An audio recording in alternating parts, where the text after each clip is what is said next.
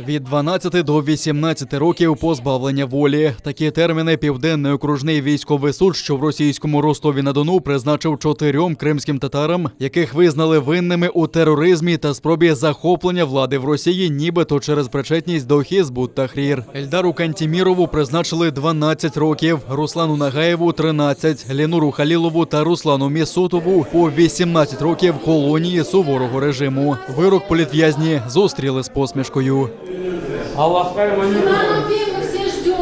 За словами захисників, російський суд навіть не взяв до уваги їх доводи про невинуватість кримських татар. К сожалению, большому, суд не услышал наши доводы, не принял во внимание доказательства наши, не принял за основу те факты, которые подтверждают невиновность наших подзащитных. К большому сожалению,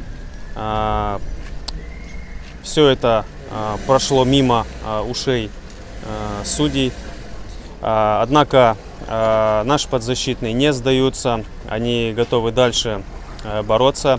Бранців затримали в Алушті влітку 2019 року після масових облав окупаційних силовиків. Згодом їх вивезли з території Криму до Ростовського СІЗО. Розгляд справи тривав впродовж 14 місяців. На кожне засідання приїздили рідні політв'язнів. За їх словами, обвинувачення не представило жодного істотного доказу про вини їх близьких. Кажуть, звинувачення побудоване на фантазіях слідчого, на брехливих показах так званих таємних свідків та висновках експертів, залученных ФСБ.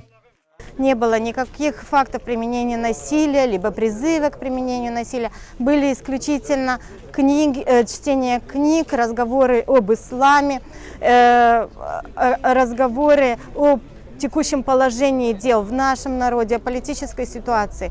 То есть мы считаем, что вот данное дело, как и остальные другие подобные дела, исключительно преследование по религиозному и национальному признаку.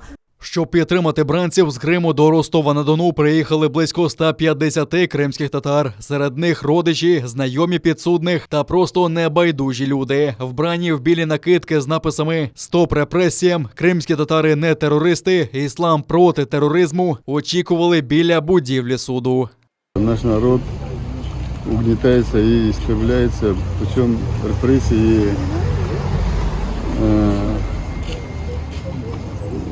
судилищами, которые происходят на нашем народе. В нашем народе никогда не было терроризма, его и никогда не будет. Все эти обвинения ложные. И мы никогда не поверим в то, что наши дети являются террористами. И мы будем защищать их и проявлять с ними солидарность, и показывать всему миру, что наш народ, крымские татары, это мирный народ. Он никогда такими вещами не занимался, как терроризм и тому подобное. Сажают людей несправедливо за их мнение, что они говорят, что ислам спасет мир.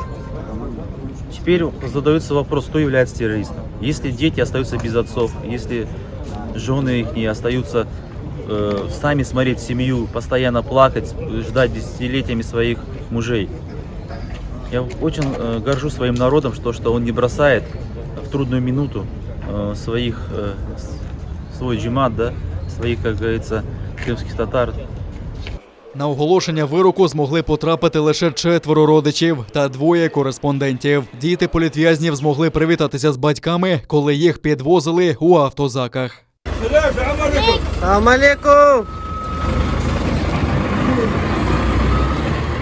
Через скупчення людей до будівлі підігнали бійців Росгвардії. За словами присутніх, усі засуджені були керівниками та членами мусульманських релігійних організацій Алушти та навколишніх сіл. Вони проводили релігійні обряди та свята.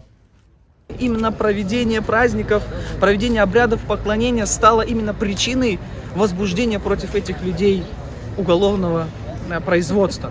Что очередной раз подтверждает то, что сегодня борются не с терроризмом, что борются не с преступлениями фактическими, которых нету в Крыму, а именно с исламом, с ценностями, с историей, с культурой нашего народа. И это было сказано сотрудниками Федеральной службы безопасности. Это то, о чем мы говорим уже давно, что борьба идет против нашего народа и его ценностей.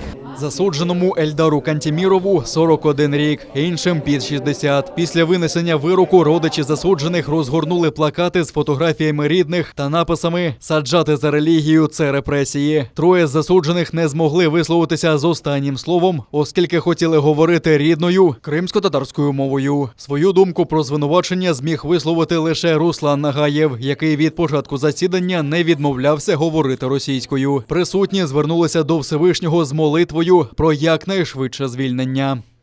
Tez vaqt içinde o zulümden kurtulup, sağlık, selametlikten, bala çakasından, ana babasından, cemaatinden görüşmeye sen nasip eyle, yardımcı ol ya Rabbi. Amin.